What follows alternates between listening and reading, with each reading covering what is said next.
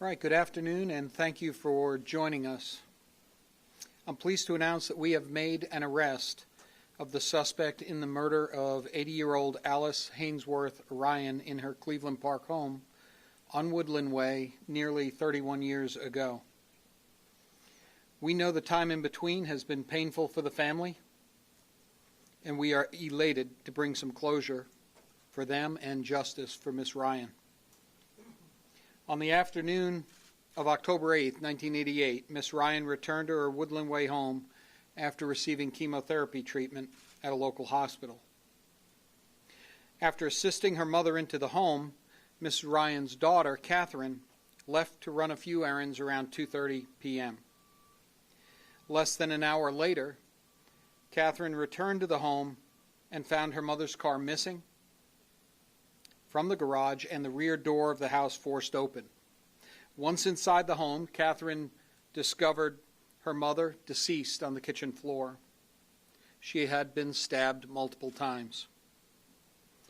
In the weeks and months that followed, investigators worked tirelessly to identify the person or persons responsible. These efforts included talking with friends, family, neighbors, analyzing pieces of evidence, and following up on tips received from the community. And there were many, many tips. However, despite the police department's best efforts, the killer eluded investigators, and this case went cold. For over 3 decades, many dedicated detectives have worked to find answers for the Ryan family. Teams of investigators, then and now, have been committed to finding the evidence or the information needed to bring the killer to justice. Many of those folks are in this room today. Over the last 6 months, our agency has announced that we've been able to solve 2 other cold cases, the murders of Jenny Zatricki and baby Julie Valentine. The breakthrough in both of those cases came as a result of utilizing current technologies in assessing criminal evidence, technologies which have evolved dramatically over the past few decades. This case employed using evolutionary DNA technologies, although no genealogy casework was required. It also involved a great deal of impressive detective work and a little bit of good fortune. And that brings us to today's announcement. In April of 2017, our newly formed cold case unit began an extensive review of the Ryan murder case file. In August of 2017, cold case detectives began reviewing case evidence in conjunction with State Law Enforcement Division agents. This included physical evidence from inside the house and evidence collected from Miss Ryan's car, recovered soon after the murder and a short distance from her home. Upon reanalyzing an item recovered in the interior of the car, SLED analysts were able to extract a full DNA profile capable of being uploaded to the South Carolina State DNA database and the FBI's Combined DNA Index System, more commonly known as CODIS. And this produced our first big break in the case. In November of 2017, GPD investigators were notified of a CODIS hit to a matching DNA profile. The DNA profile belonged to a 50-year-old man living in Americus, Georgia, who was also a registered sex offender. In December of 2017, investigators traveled to Georgia to speak with the man believed to be the source of the DNA profile retrieved from the crime scene evidence. Officers interviewed the man and, upon service of a search warrant, collected buccal swabs of saliva for further forensic analysis to confirm his DNA match to the evidence profile taken from Miss Ryan's car.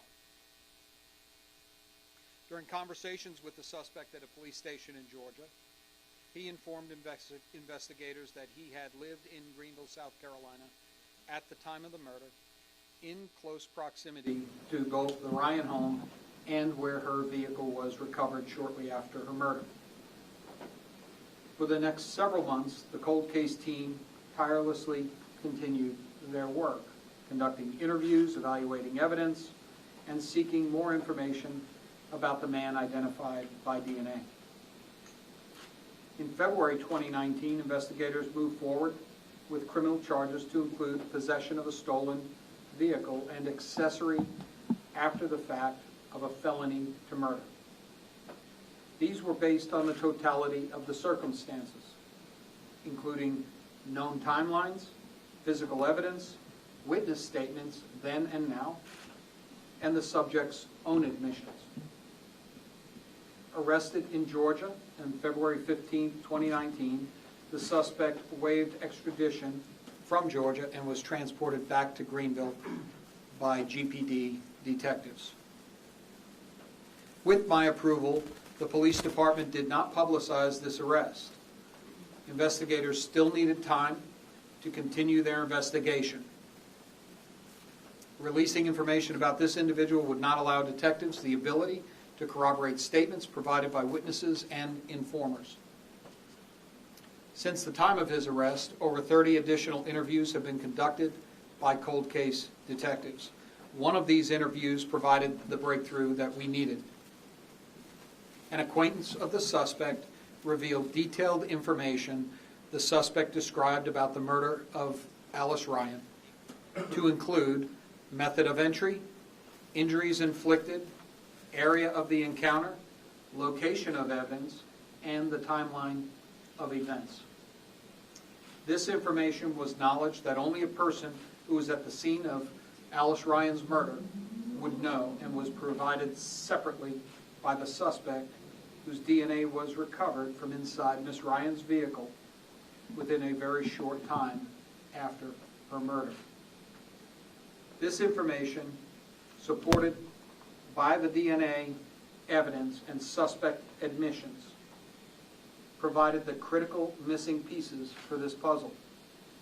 And as a result, the Greenville Police Department has today formally charged 51-year-old Brian Keith Munns of Americus, Georgia, for the brutal murder of Alice Haynesworth Ryan. These charges include murder, burglary, armed robbery, possession of a weapon during a violent crime. Brian Munns will remain in the Greenville County Detention Center with no bond. As we close this chapter of a very long investigative story, we know that much work remains to be done to ensure the justice for Miss Ryan and closure for her family. But I want to highlight that none of this would have come to fruition without the extensive work and incredible dedication of a small team of people. They include our cold case team of retired detectives, Rick Woodall, Don Blue, and anyway, I'm drawing blanks on names, too many names, but our FBI agent as well. And so what I will tell you is that we also had 2 additional people, and my printer ran out of paper, so I actually lost the rest of my speech. But I will say this, and wing it from here. My team of cold case folks have worked very, very hard on this case for over 2 years now, and they have dedicated a tremendous amount of time and energy to bringing justice in this case. And they did not do it alone. They worked with active detectives, Andrew Smith, who worked very, very hard and alongside our cold case team from day one. Tim Conroy, lieutenant in the back there, who has also helped support them. Oh, there you go, Tim. And there are people over here, and most notably Haley Nelson from SLED. You were an indispensable part of this case resolution. Without you, not sure we would have gotten to where we are today. And so thank you so much for all you've done for this team, for our department, for the Ryan family, and for solving this case. And then lastly, before I introduce Mr. Joe Ryan to speak, and then followed by the solicitor, and then we'll take questions, I would like to thank the solicitor's office in particular because both Solicitor Wilkins and Deputy Solicitor McMaster have worked so hard to help ensure that this case was properly documented, put together, and coordinated in a way that they can continue to prosecute the case. We have other people who have worked the case in here, Kent Dill from the coroner's office, and Judge Hawley, I believe you were prosecutor at the time of the event, and we have a lot of people who have a lot of interests here in this case, and all I can say is that bottom of my heart, thank you all for your dedication, your commitment, and all that you've done to assist us. And Steve Romano, I'm sorry for missing your name, but Steve Romano is our retired FBI agent who's a member of the cold case squad, and probably just the pressure.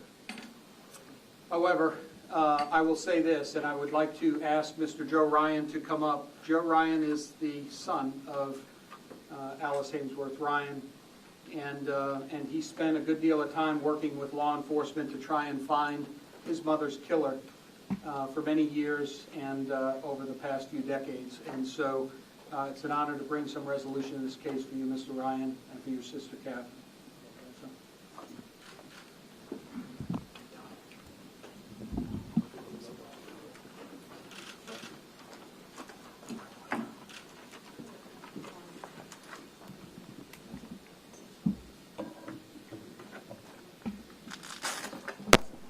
This is all about perseverance and steadfastness. The people that have been working this thing are unbelievable. They've gone all out and all out for a long period of time, and they don't give up. In particular, you've just got like Rick Woodall and Don. They just go and go and go and go when we probably, I've been in some place, you know, go, but anyway, they just a day, an hour, they just go from everywhere around. And he called us continuously, keeping things up with us around and thing, and keep us up there, and they knew that we were working, and I mean nothing stopped their endeavor in keeping it up. And this has gone on like, what, 18 years, something like that? No. And we're still doing it. So we would like to thank everyone who has worked on this case for all these times, and then pride of being a dictator, Greenville Police Department, and keeping up of all safe. We've also been marked by the effect of whatever we have put forth. Thank you for Chief Miller for what he has done and for the growing of Greenville forward and doing such an outstanding job. Thank you all for everybody that is involved in this thing. Thank you, thank you, thank you, thank you. It's a big thing out.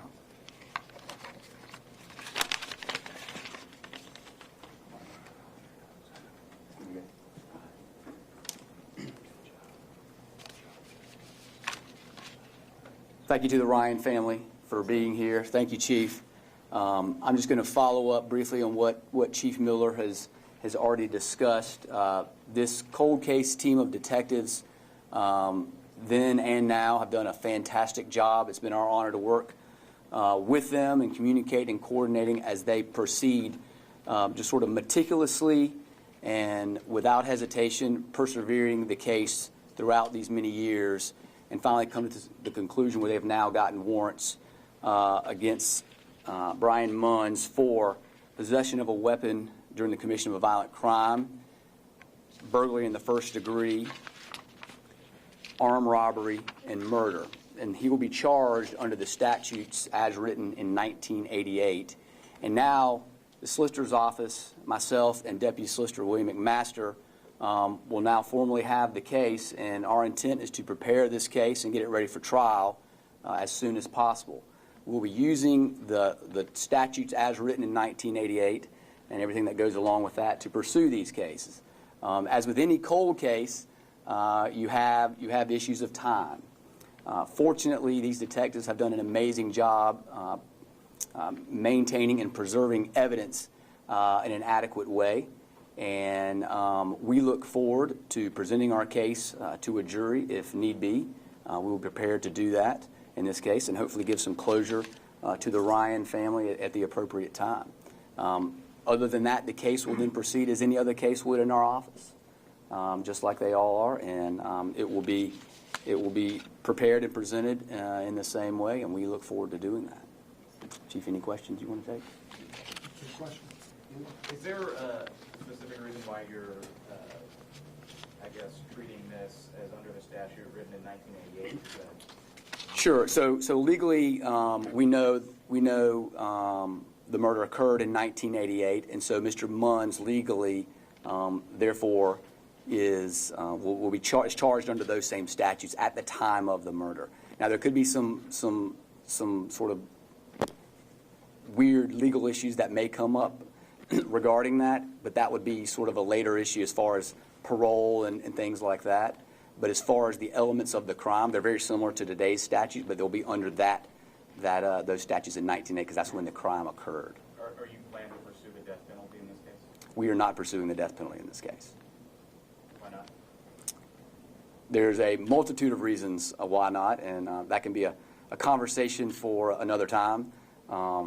But at this point today, our intention is to not seek the death penalty. Is there an investigator maybe who has maybe a personal connection with this case or has worked for since the beginning to make this happen? So there are several, at least one who was, I think, on the scene at the time. We'll allow you access to our cold case team after the briefing here, if you'd like to speak with them. Chief, a few weeks ago, the Julie Valentine cold case breakthrough, I heard from the department that this wouldn't be the only one. Do you feel like this momentum gives you more encouragement, kind of validates your efforts of this cold case unit? Well, I think it validates that we should never give up on a case, right? We should never give up hope. We should never give up our efforts to try and bring justice for those who are harmed and closure for their families.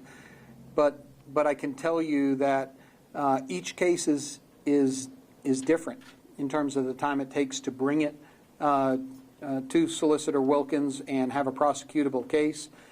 And in this case, we had a team of folks working on this for over 2 years now, 25 months. And Julie Valentine did not take that long. So it really depends on the evidence, the available technologies to help us out, the information we're able to extract from a thorough review of the original case investigation, any supplemental case investigations, and really what we're able to learn that's new. So, and I say that way because things change over time. Power control relationships change. People pass away. People come in and out of somebody's life. The influences that prevent people from talking about cases. The technologies that develop that help us solve these cases are some technologies that we would not have conceived 30 years ago in terms of helping. And even in terms of collecting evidence and holding that evidence for that length of time, being able to know that we would someday be able to process that in a way that we couldn't at the time. So there's a lot of things that change. We have to evaluate these cases against that, that whole backdrop and really the changes that have occurred. So everyone, we're still working on them, and we're going to continue to work on them, and we're going to methodically work through each of them. But how soon we're able to bring you another case will depend on all those factors.